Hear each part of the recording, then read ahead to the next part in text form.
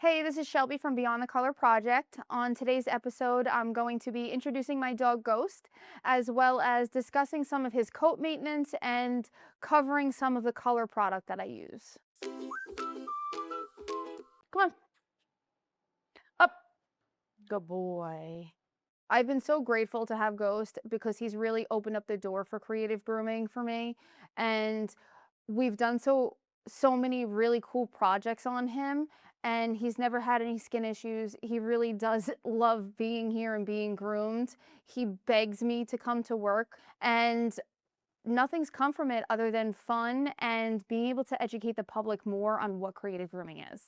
It's been 13 weeks since I did my last creative groom on Ghost, but it's a little too early in the season to completely shave him down. He does have some growth, which I'll show you later, but right now he really just needs a coat prep. He really needs a deep conditioner.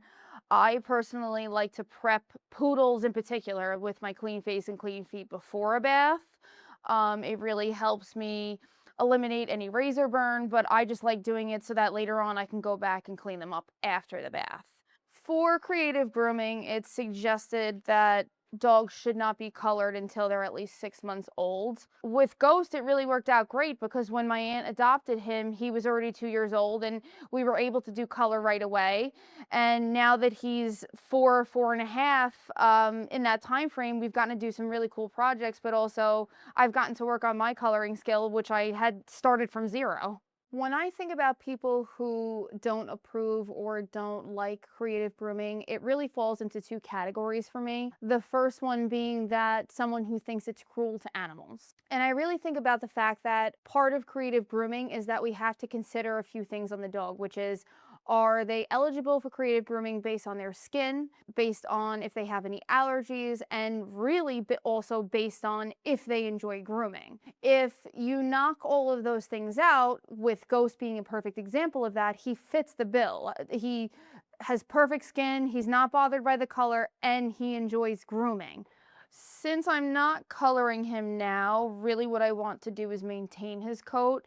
And what's really important is that I keep putting moisture back into his coat because right now he feels pretty dry.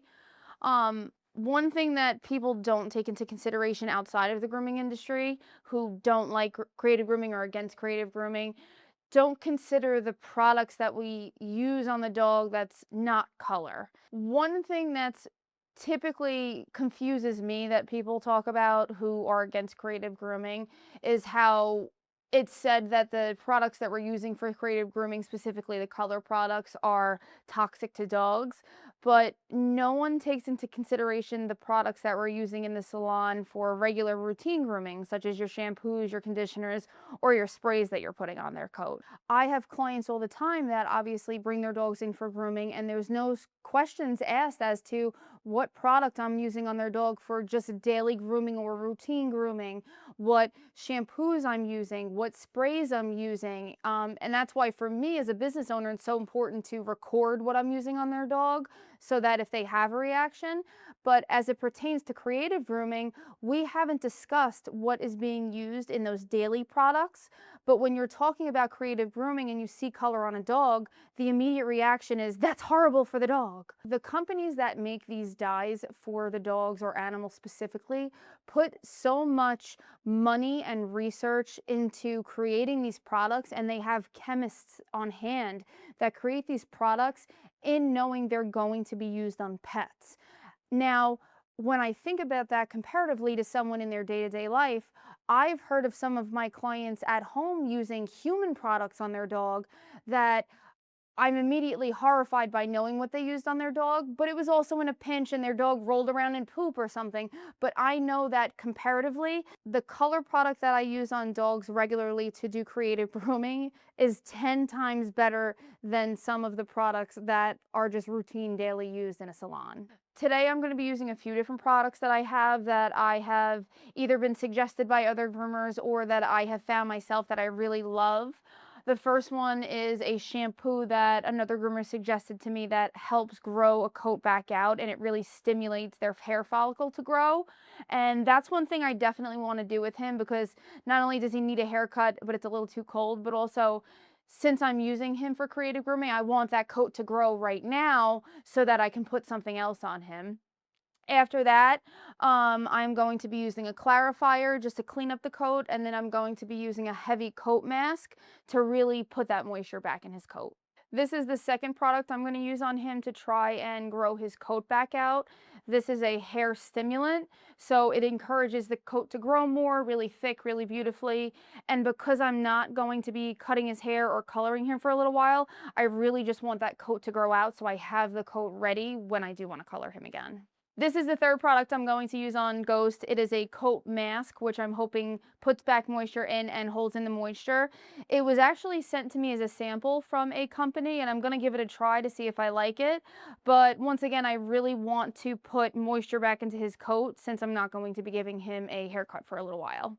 The reason why I like to froth something like this is because the product is so thick that I personally don't think that it gets across or into the coat as much as I want to unless it's froth first.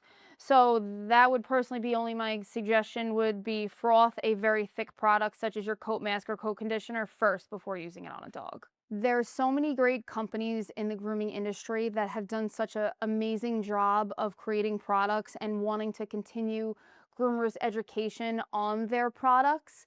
It's so important for people to open their mind and being open to the idea of product being used on a dog that has color in it, that has also been designed and developed for the sake of the dog with the dog in mind, and it's really not a bad product to use on them. We are about to do this week's weigh-in. He is getting much bigger. As of right now, he's averaging about 2 to 3 pounds a week, gaining 2 to 3 pounds a week. Come on. Good boy. Come here. Can you sit? 25, 26, 25.8 to 26 pounds.